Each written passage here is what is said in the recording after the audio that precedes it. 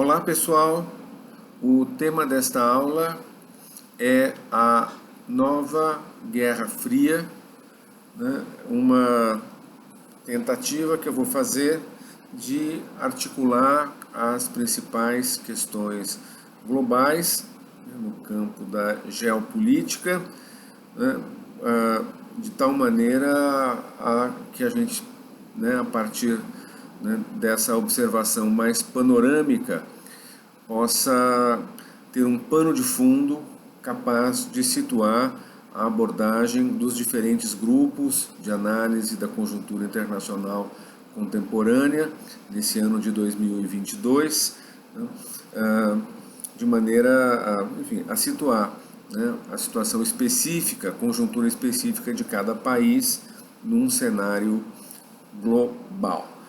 Como eu sempre faço, vou seguir aqui as minhas anotações para não esquecer nada de muito importante.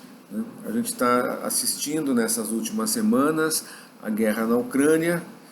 Esse conflito mostra de uma maneira dramática aquilo que muitos analistas do sistema internacional, da geopolítica, já vinham apontando faz muito tempo, faz muitos anos, né? A ideia de que, passadas poucas décadas após o final da Guerra Fria entre Estados Unidos e União Soviética, a Guerra Fria que terminou em 1991 com o fim da União Soviética, passado não tanto tempo, o cenário internacional hoje se vê dominado por uma nova competição política, econômica e militar entre superpotências opostas, entre blocos rivais competindo pela supremacia global. Temos claramente esses dois blocos instalados. De um lado, o antigo bloco ocidental, já veterano, digamos assim, da Primeira Guerra Fria, Estados Unidos, a Europa, né? Europa Ocidental, agora a qual se agrega também a antiga Europa Oriental, com exceção óbvia da Rússia, né? Mais o Japão, né?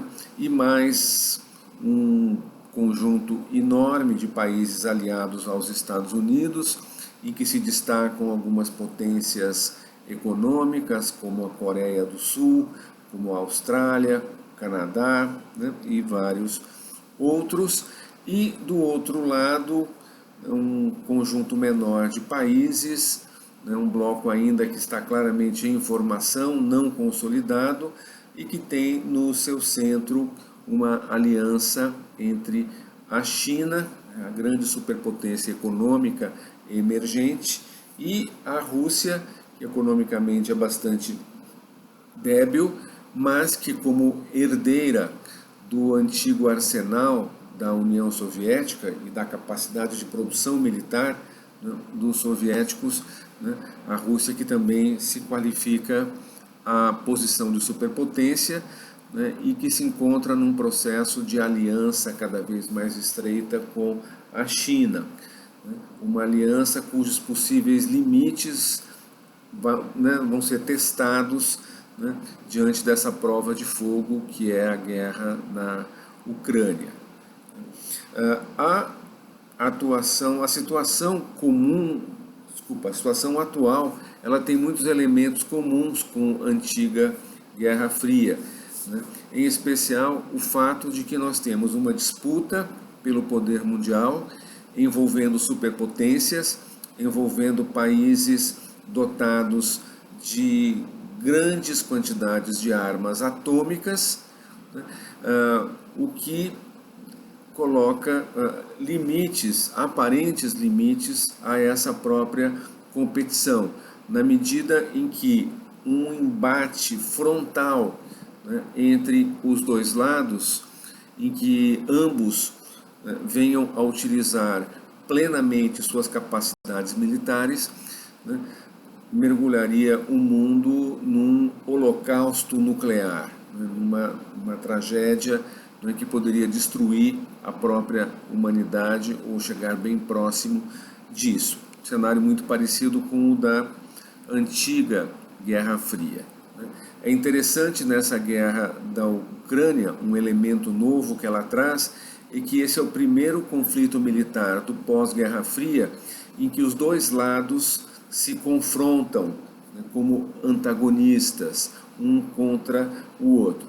Embora não de uma maneira direta, os dois blocos, a gente tem de um lado a Rússia, né, que é uma das superpotências, né, nesse cenário de nova Guerra Fria, e de outro lado um país menor, país semi-periférico, que é a Ucrânia, né, apoiada, né, de múltiplas formas pelos Estados Unidos e pela aliança militar comandada pelos Estados Unidos, que é a OTAN, mas não chega a ser um embate direto entre a Rússia e a OTAN, ao menos por enquanto.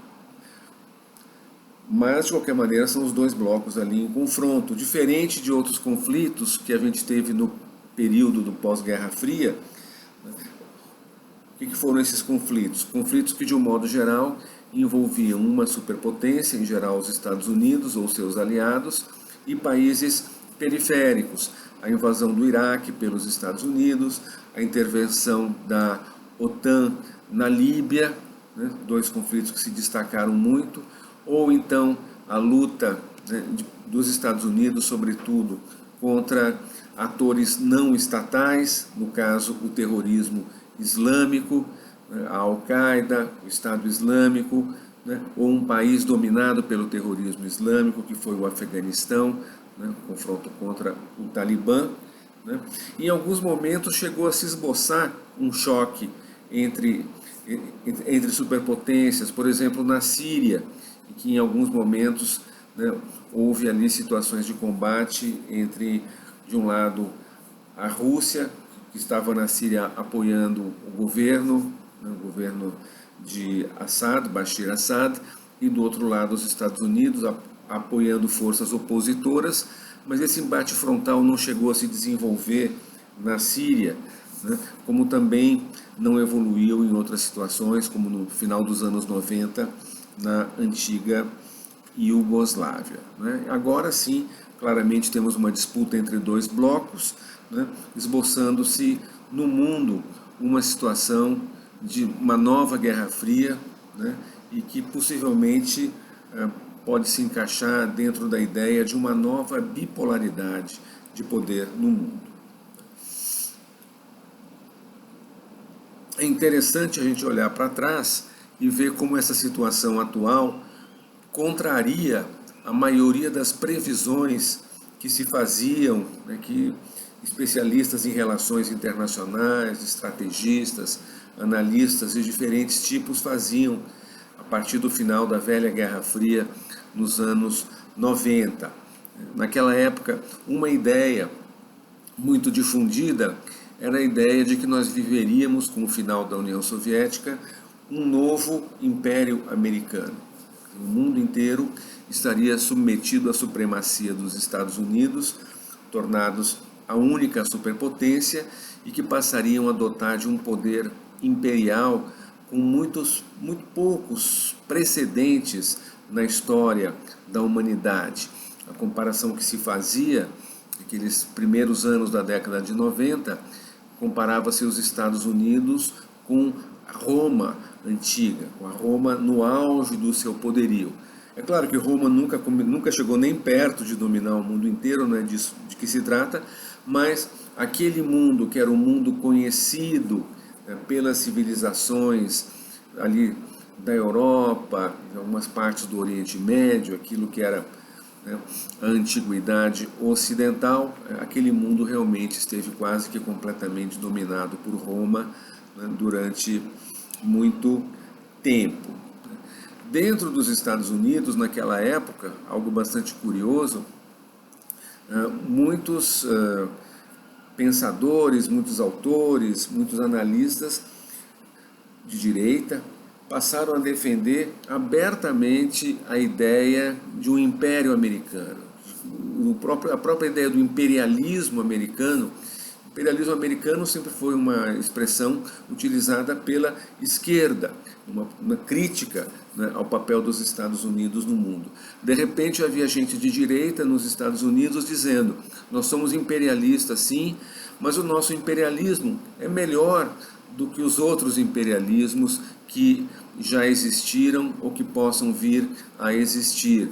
É um imperialismo mais amigável, mais benigno, né? Um imperialismo que é preferível que os outros países se submetam a ele do que alguma outra potência imperial que venha a competir com os Estados Unidos. É curioso que quem dizia isso eram os próprios americanos, né? E não nós outros, né? Aqueles aos quais estaria destinado o papel de súditos desse imperialismo dito benigno, né? dos Estados Unidos. Né? No campo das ideias também, né, proliferaram teorias a partir da ideia da supremacia americana. No campo da esquerda se destacou um livro chamado Império, de um autor italiano chamado Toni Negri, que dizia que a ideia de estados nacionais exercendo a soberania, essa ideia estava condenada, né, a se tornar uma coisa do passado, e que nós estaríamos a caminho de viver num império mundial que se originaria de um império estadunidense, mas a própria ideia do império americano ou estadunidense também seria diluída, porque haveria um grande império capitalista que surgiria a partir do poder nos Estados Unidos, e nesse império os conflitos nacionais se tornariam obsoletos. O nacionalismo de qualquer tipo se tornaria uma coisa do passado, e o que nós teríamos dentro desse império seria a velha luta de classes, né, a luta de classes, né, que se encontra no centro das teorias marxistas, uma luta de classe que não seria exatamente entre o proletariado e a burguesia, mas o velho proletariado substituído por uma categoria mais ampla que ele chama de a multidão dos despossuídos, dos desfavorecidos, os pobres da terra, contra as elites dominantes dentro desse império, que não seriam apenas estadunidenses, mas, né, também formadas por pessoas de outras nacionalidades. Né? Nada disso prosperou, o mundo caminhou por vias muito diversas do que previa o Antônio Negri, né? E muito diversas também do que previa um outro nome muito famoso na época, o Francis Fukuyama, com a sua teoria do fim da história, a ideia de que o desfecho da Guerra Fria marcaria a vitória total e definitiva de uma das formas possíveis de se organizar as sociedades no mundo, que é o capitalismo neoliberal, democrático, liderado pelos Estados Unidos, que essa forma teria se mostrado, depois de derrotar sucessivamente vários rivais, teria se mostrado a forma mais eficaz de se organizar a vida social. A partir de então, nós teríamos a difusão, né, do capitalismo neoliberal americano, da democracia representativa, né, liberal, e isso resolveria as disputas, né, sobre as formas de organização social.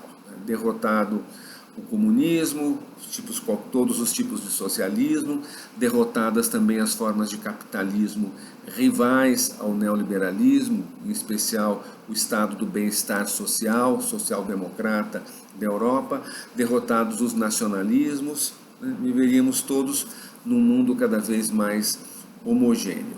Né? Também isso se mostrou furado, hoje só se fala do Fukuyama para desmentir, né, as coisas que ele dizia, né, simplesmente para ilustrar, né, raciocínios pela negativa, como eu estou fazendo aqui nessa conversa com vocês. Outras previsões que se faziam, né, dizia-se que o bloco ocidental vitorioso na Guerra Fria, né, a famosa tríade Estados Unidos, Europa Ocidental e Japão, que essa tríade se desagregaria, uma vez que já não existia mais do outro lado o inimigo comunista, e que nesse cenário a Alemanha iria ressuscitar como um ator global de primeira grandeza, liderando o continente europeu e enfrentando, né, os Estados Unidos como rival na disputa pela supremacia global. Claro que isso não aconteceu, a Alemanha está lá não muito contente com isso, né? A Alemanha, né, tem esboçado o tempo todo sinais de que gostaria de ter mais autonomia, mais independência, né? A Alemanha até poucas semanas atrás, né, buscava estabelecer relações com a Rússia de uma maneira que desagradava aos Estados Unidos, buscava diversificar suas parcerias. Mas no frigir dos ovos, e essa crise da Ucrânia se encarregou de enquadrar a Alemanha juntamente com a França dentro ali do rebanho europeu submetido aos Estados Unidos, debaixo das asas da águia americana, ou seja, né, enquadrado ali no campo da OTAN, inclusive se dispondo, no caso da Alemanha, a fazer aquilo que a Alemanha nunca quis, que é destinar 2% do seu orçamento aos gastos militares da OTAN, conforme os Estados Unidos vinha exigindo há décadas e a Alemanha se recusava.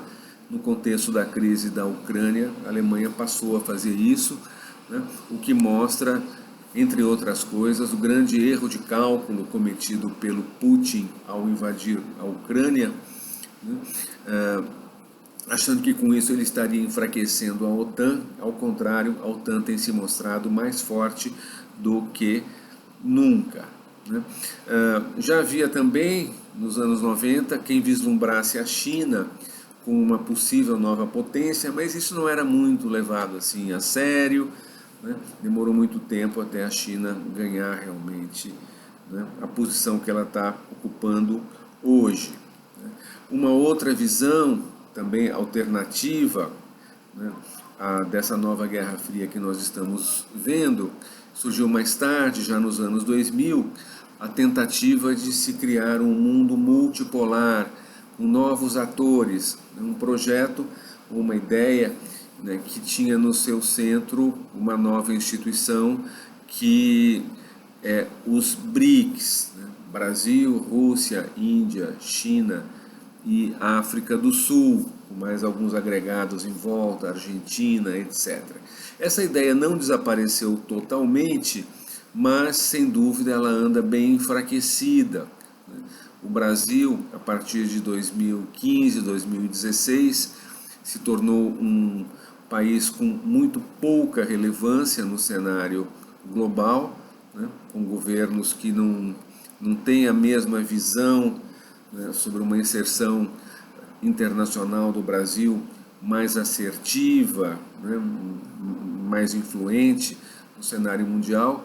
A África do Sul permaneceu sempre como uma expectativa, uma promessa que nunca decolou, uma África do Sul mergulhada nos seus próprios problemas de pobreza, disputas internas, corrupção, etc., né? A Índia não parece, né, disposta a pretender um papel global de maior importância. Nas questões principais ela se mostra bem aliada aos Estados Unidos, especialmente no conflito com a China, ao mesmo tempo que tem uma certa margem de independência, né?